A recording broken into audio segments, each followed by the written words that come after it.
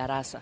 Kwa hiyo ni ukisikia sasa hivi mtangazaji mahiri, mzuri kwenye habari, anafuata kwenye tasnia ya utangazaji, anafuata maadili ya kiutangazaji, anafuata kanuni za utangazaji. Yeyote ambaye ni mzuri kapita mikononi mwa Charles kama sisi hivi.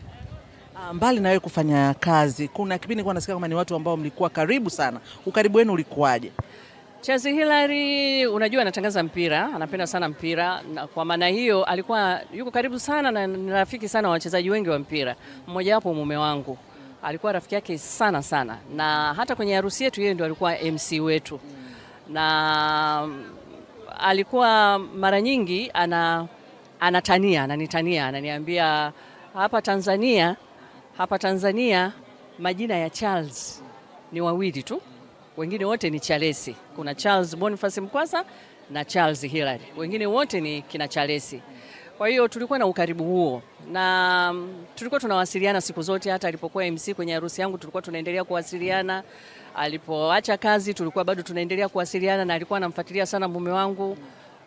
Alikuwa anafuatilia mambo yetu, anafuatilia familia yetu.